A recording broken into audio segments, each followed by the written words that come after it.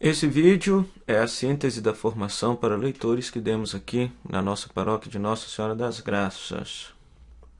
Então, formação para ministros da palavra, leitores e comentaristas. Quando a igreja fala e se refere à palavra de Deus, a igreja está se referindo a uma pessoa, a pessoa de Jesus Cristo. João capítulo 1. No princípio era a palavra, e a palavra se fez carne e habitou entre nós. Então a igreja crê que a palavra de Deus é uma pessoa, Jesus. Deus só tem uma palavra, que é seu Filho Jesus. Então o leitor ele é um ministro da palavra. Ao compreender o ministério do leitor desta forma, então já se depreende o seguinte, que o leitor ele estará dando a sua voz, o seu corpo, o seu jeito de se expressar, para que a palavra, que é Jesus, possa se comunicar e anunciar o reino de Deus para aquela assembleia que naquele momento está reunida. Então ele se torna um porta-voz da palavra, que é o próprio Jesus, para a comunidade. As primeiras comunidades continuaram a missão de Jesus e recordavam o que ele disse e fez através das suas assembleias, através das suas celebrações. Então, cada domingo que as comunidades se reuniam para meditar a palavra e partir o pão e o vinho consagrados, eles notavam que Jesus, ressuscitado, estava no meio deles e continuava a se comunicar com eles.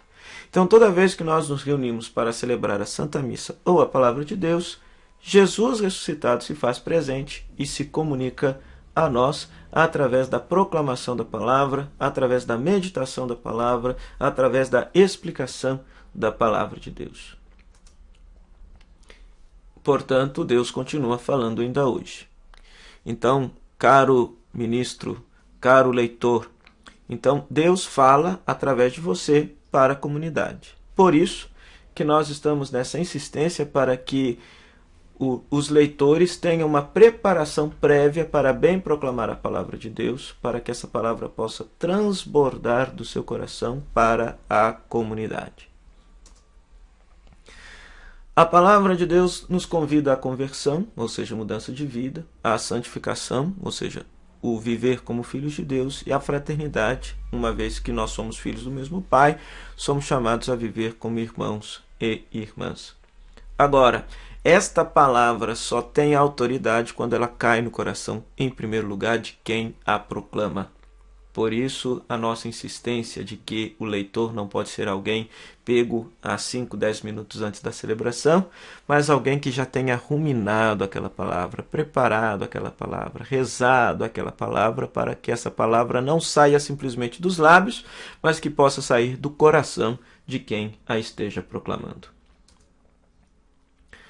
Aqui nós colocamos uma citação da Dei Verbum, documento do Concílio Vaticano II, parágrafo 21. A Igreja sempre venerou as Escrituras divinas como venerou o próprio corpo do Senhor, sobretudo na Sagrada Liturgia.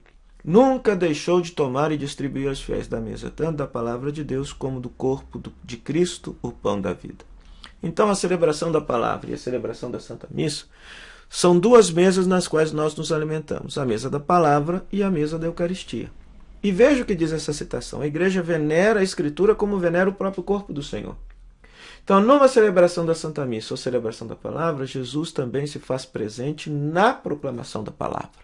Não é somente na Eucaristia, mas também na proclamação da palavra, na explicação da palavra de Deus.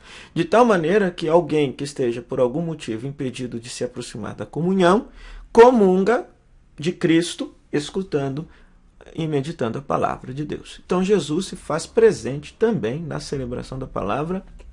É uma afirmação, uma conclusão que se depreende aí da citação da Dei Verbum número 21. A liturgia é um diálogo entre Deus e seu povo. Deus fala primeiro. Então é bonito a gente perceber que na Sagrada Liturgia a nossa oração, na verdade, é resposta à palavra de Deus. Deus nos fala através da sua palavra, Jesus nos fala através da sua palavra, e nós, depois, é que rezamos através da nossa oração da Assembleia. A nossa oração é sempre resposta à palavra de Deus. Portanto, caro leitor, você é um portador, um porta-voz da palavra sagrada de Deus, do próprio Deus que deseja se comunicar com aquela assembleia que está reunida na celebração. Qual é o espaço litúrgico do qual você trabalha, você exerce o seu ministério, o seu serviço? É o ambão ou mesa da palavra, que o missal romano orienta que seja um ambão fixo, ao lado do altar, que se tenha o mesmo destaque do altar, não pode ficar escondido, tem que ser um lugar para o qual o olhar da Assembleia naturalmente se dirige para ele, para contemplar e escutar a palavra de Deus que dali está sendo proclamada.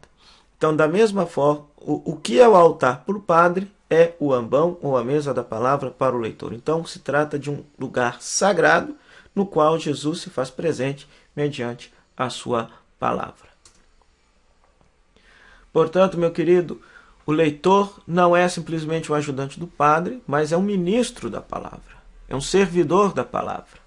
Não são vocês que falam, mas é o próprio Cristo que fala através de vocês. Vocês não estão aí para aparecer. Então, proclamar a leitura não é um status, motivo de vanglória, de se achar mais importante que os outros. Não. Mas é um serviço que, para ser bem feito, tem que ser previamente preparado, previamente rezado, previamente trabalhado na sua vida.